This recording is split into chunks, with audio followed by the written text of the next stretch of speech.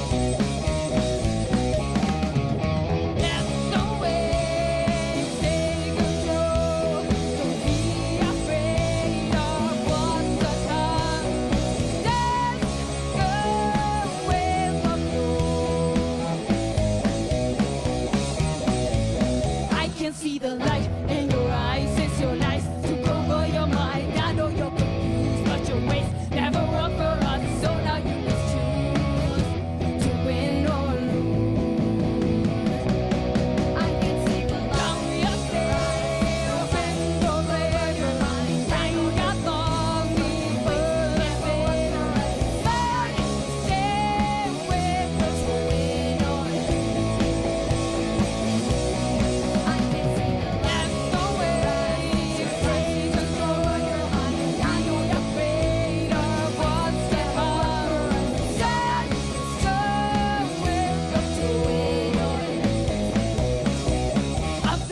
so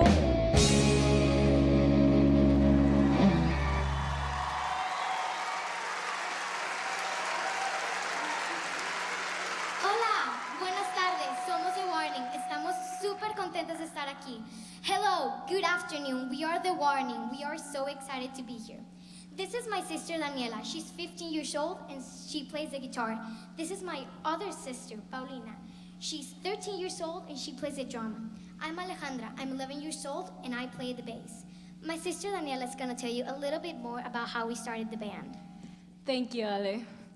I just cannot get over like just like how kind of like I hate to use the word like adorable that they look, like being so young up here. Like oh my God, they're so small and tiny. It's just like such a like a precious moment. Like they're grown adults now, so like it's like weird saying about somebody who's like already grown, but like in this video, like my God, like they're just like so so small and adorable.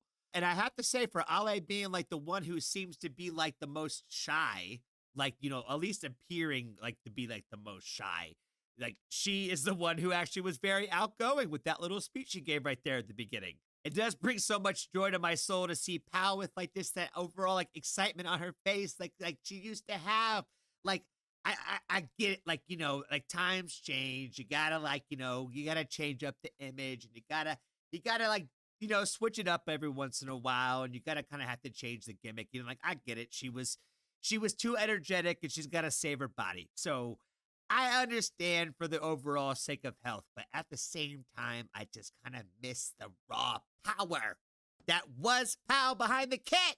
She was like one of my favorite drummers because she just always was so happy back there. It's just like, it's something that you just don't see a lot from drummers, because drummers are always the guys and the girls that just always look like they're too cool for school. They don't never have a microphone back there. So like when we talked about that to death. So, they just never have a mic back there. And like, they just always have like these stern looks on their faces. So like Pal just being excited, like just overall just brought so much joy and energy, I think, overall to their live performances. And I'm sure there's definitely times where she can't help herself. And I'm sure that I just kind of caught her on an off day in Baltimore. Thank you, Ale. Wow. Where do I even begin? Well, the three of us started since we were very little. I was like 5 and Pao was around 3 when we entered a summer program for music initiation. You could tell right away that we loved it. We were always looking forward to our music lessons. And well, Ale was barely a year old, so she didn't enter with us, but she eventually learned the same stuff we did.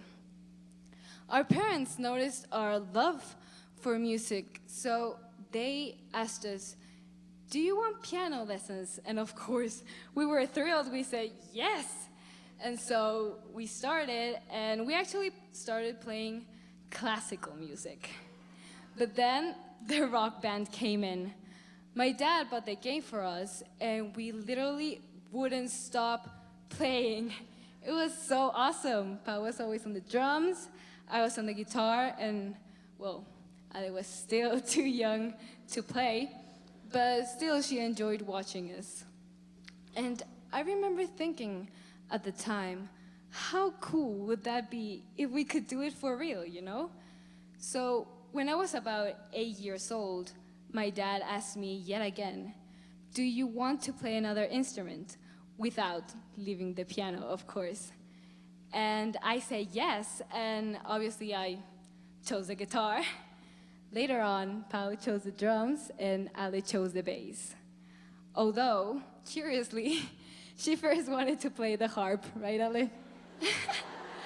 I don't know where that came from, but yeah. Makes sense. It's like another string instrument. I will always remember the first time we played together as a band. It was so nerve-wracking. I wouldn't stop shaking because it was all new to me, and it was our first time playing in front of, well, a large audience.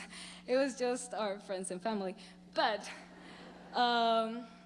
it was so cool because once we got on stage, all the nerves kind of went away when we started playing the song, and I was having so much fun. And I remember saying to myself, this is where I belong. I mean, this is where we belong. And from that point on, we were just 3 girls with a big musical dream. So yeah, and also, I really appreciate being able to have this band with my sisters, because when I was at the 5-week program at Berklee College of Music last summer, we got to play with different people, and I was so surprised at how difficult it really was to organize ourselves and share our opinions, because I barely knew the person I was playing with. So yeah, I really value being able to play with them. Well, I mean, we do have disagreements a lot, really, but it's easier to talk about them and kind of figure things out. So yeah, and there's really no one else I'd rather play with. Thank you. And I feel like that holds like very true to today. Like you could just tell that they overall like that they want to be in a band together, that they don't really want to go off and do their own thing. I know I've kind of like made comments in the past about how like, you know, it would be like interesting if like Pal was a frontman for some other band, but at the same time, it is something that's ever going to happen, nor do I really want it to ever happen to begin with. Like, there's always time to be experimental and off seasons and stuff like that. If you want to kind of do your own thing, you know, there's always room for those kinds of things. And they might be doing something like that in the future. You never know. Maybe Ale will actually pick up the harp and play it in a Warning song one day. Like, you never know. So it's, you know, we overall want to support the Warning. And obviously, I think that we want to see them continue to be a band together, which I think that they're going to be for a very long time. Because as you guys have said many a times, I feel like this is going to be a band that will be in the Rock and Roll Hall of Fame absolutely one day. I already feel like they are already kind of that story, and they kind of already have been throughout their entire lives. The fact that they were invited to something like this when they were so young, you know, is already a testament to like the ability of like what they have been able to accomplish with very little outside influences influencing their music and their decision making. And so, yeah, that's kind of our story. And also, our parents have helped so much. Really, all of this couldn't be possible without them. We can't be grateful enough. And it's funny, really, because a lot of people think they're musicians, and they're really not. We're kind of the first musicians in the family. But yeah. And Shots well, fired. I can see the Christmas card already. Why would Daniela say that? But yeah. And well, that's our story, and we're very excited to be here and make this experience part of it. Thank you. Our next song is actually a cover song. We like it so much we decided to play it for you. This is The Pretender by the Foo Fighters.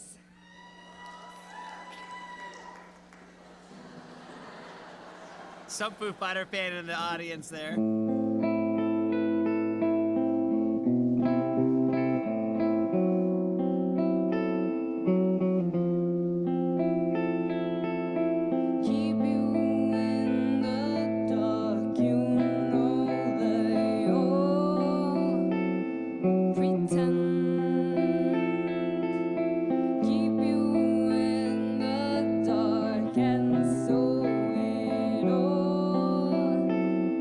Make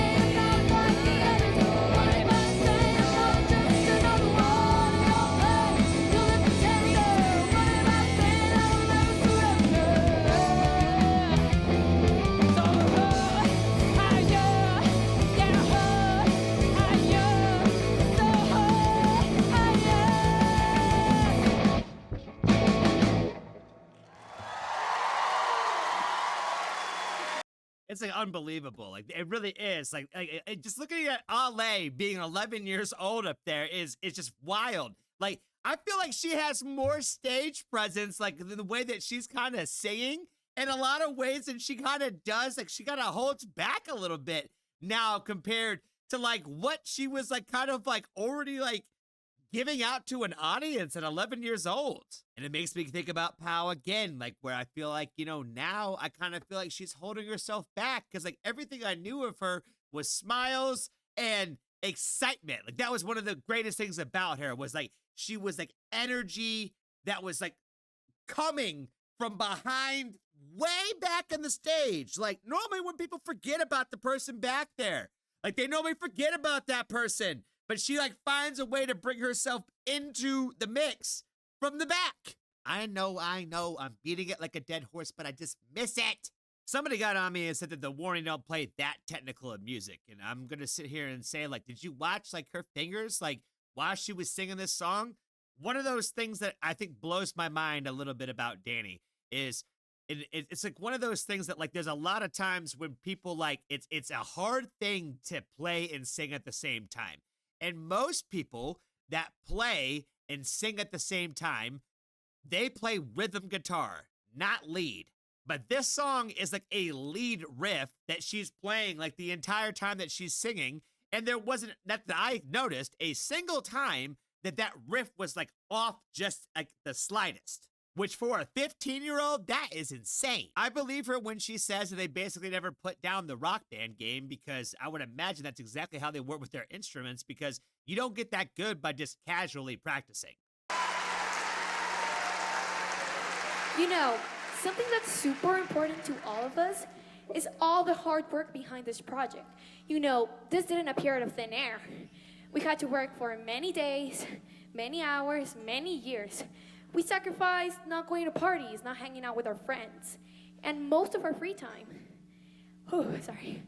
And, and a lot of people ask us, why do you even do this? Why do you even waste a second of your time on this? It's not like you're gonna get anywhere. You're just wasting your time. And some people even tell me, you're a girl, you can't play the drums. That's only for boys. And stuff like that, you know? And lame. And the reason we do all of this, the reason we spend so much time on this is because we love this. Because this is a passion. This is not just some hobby. This is something we want to do for the rest of our lives. And something that we really want to transmit is that you can do whatever you want if you work hard for it. Doesn't matter if you're a girl or a boy, young or old. Music is for everybody. Do what you love. Break the boundaries. Work hard for it. Good speech, pal. Really good speech. We haven't achieved all of our goals yet. We still have a lot of work to do. We will feel satisfied when Right, like get your driver's license. We will feel satisfied when with one of our songs we get to inspire someone the same way other songs inspired us. You know, that song that you play over and over again because it gives you goosebumps or it makes you feel something special. All of this work has brought us moments to be proud of, like our EP on iTunes that is called Escape the Mind. Those were the very first songs we ever made. It was meant as an experiment to find our own sound, and as a result, the songs came out in very different genres. One of those songs that is called Free Falling, we found out that it was gonna be in the new Rock Band 4. We were shocked. It was amazing when we found out. We were speechless. So it's awesome because all of this started because of the Rock Band. It inspired us to start a band. So it's awesome that it's now on the Rock Band, our song. It's just incredible. For this year, we're trying to make a complete album, and one of the songs that you're gonna be able to hear in our future LP is our last song, Exterminated.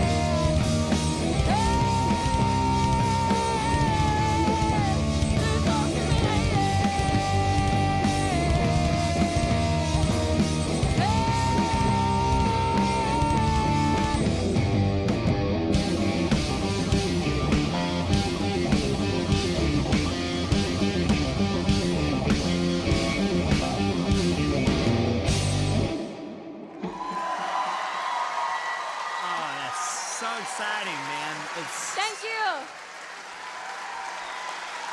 Oh my God, look at them, they're so small, they're so tiny, oh my God.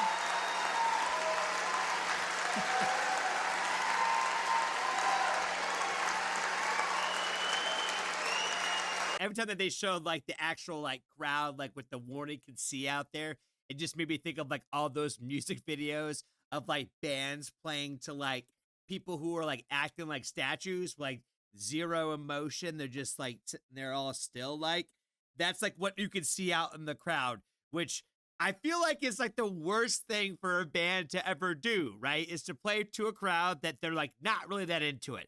But at the same time, this overall thing is kind of a unique situation because, like, TED Talks are more like 20 minutes of like typically somebody writing about a book or like a concept that they came up with, all kinds of different stuff. It's more like educational, that's why they do like the whole thing with universities, right? So, like, this technically really isn't like an educational thing. It's kind of like a one-off thing with the warning, like in general. But that being said, I love the fact that they did this and then they invited the warning to do this because I feel like this should have gained a lot of fans just from this particular video because this is just like an unbelievable thing to see. Like you actually hear their entire story of like where it all started. Like, how did you guys even get to this point of like being able to make these videos? Like, this is probably shortly sometime of, a couple years or so removed from like when they were doing those covers of their first printing on YouTube.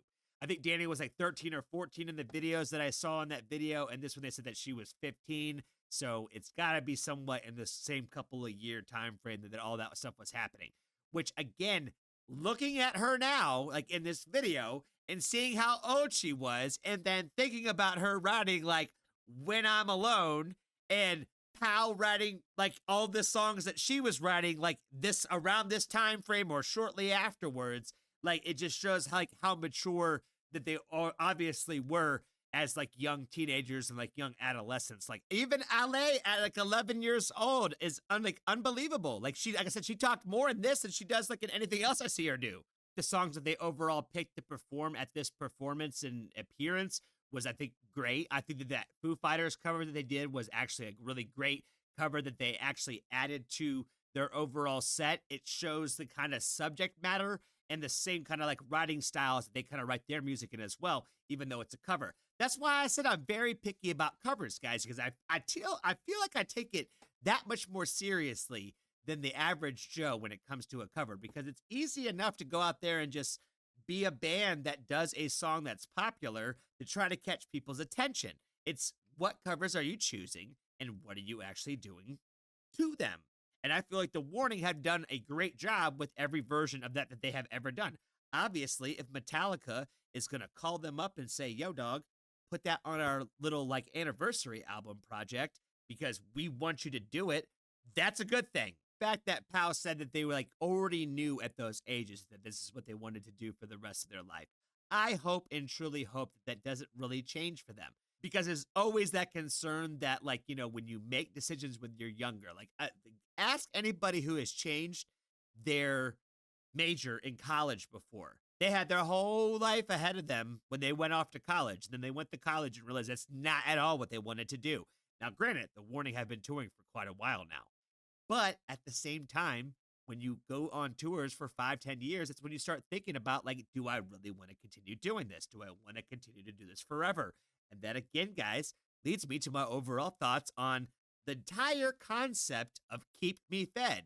Because I feel like the entire concept, if you take that album and just listen to it track by track and lyric by lyric, it almost sounds like the Warning are basically telling all of us, the only reason we do this is because you want us to.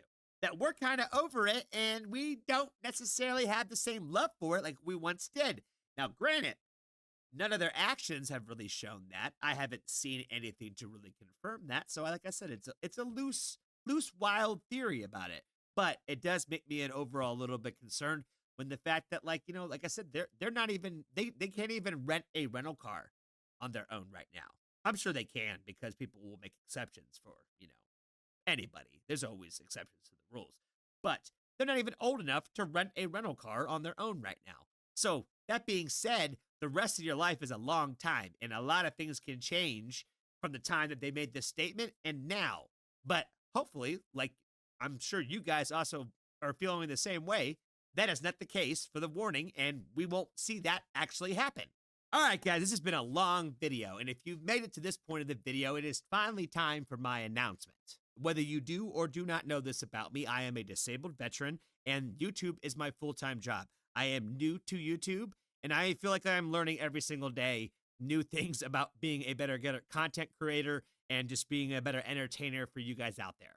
And from taking advice from some of you guys out there, as well as some of the other content creators that I have been talking to lately, I have decided to go ahead and start my own Patreon. I am not the kind of guy that wants to ask you for money. I am not the kind of guy that wants to ask you for things every single video. I just don't like the overall thought process of like trying to constantly sell you guys something on every video that I do. So I promise that I'm not going to bring up like my Patreon and make sure you join like all the time, as much as I possibly can. Cause like I said, I don't like to be that guy. I have kind of always operated my channel off of the idea that the money and the success will come, because a lot of the content that I do create and put out there onto YouTube does not get any monetization at all. I do my best to try to not really share which bands and which artists that don't really allow that, because it doesn't really so much always have to do with the artist, and it really just depends on who owns what parts specifically and when and who owns them now. It's all stupid. But at the end of the day, I will always continue to make videos for bands that I do truly love, and The Warning is definitely one of those bands. Some of this stuff you can monetize off of, and some of it you can't, so it doesn't really matter to me. I kind of figured out why some like people like put all some videos like in a big group, because they don't make any money off of it. So, but I don't really like to do that too much. I like to more or less kind of like focus on 1 or 2 songs. I don't think that you guys will ever see me put a video of like 4 reactions in the same video. It just kind of feels like you're kind of burning through something at that point. But at the end of the day, on the Patreon, I do think that we're going to get into some exclusive stuff of kind of like digging into full album reviews and stuff like that, where we can basically listen to the music uncut and not have to cut it off at all. And we can actually talk about it that way. Because the Warning Army has been the biggest impact and the start of my YouTube career, I wanted to make sure that I shared the idea of the Patreon and the news of that with you guys first. And like I said, I'm not going to try to sit here and grovel, guys. If you would like to join the Patreon and get into the things that we're going to get onto on Patreon, I would really appreciate it. Your support is always appreciated, whether or not you join the Patreon or not. Your support is always appreciated no matter what. I had so much fun doing that live screen. I feel like we're going to be doing a lot more kind of stuff like that exclusively on the Patreon. I like really that idea of kind of getting that more intimate setting with you guys out there, and being able to just have like those like, you know, real like interactions and conversations like in a smaller environment where it's just not so crowded.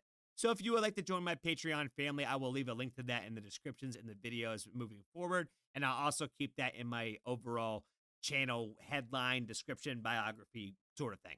I could really use some of your guys' help and expertise on some things, because a lot of you guys are a lot more familiar with some of these things than I am, and I have learned so much from so many of you guys already, and I'm eternally grateful for so many of you guys. I know this was a long video, and I really appreciate you guys for hanging out with me today. The Warning Army, you guys are my day ones, my rock solid. You guys have always held me down, and I appreciate you guys so much. And if you haven't joined the Foxtrot family, there is always room for you. Until next time, I appreciate you for watching.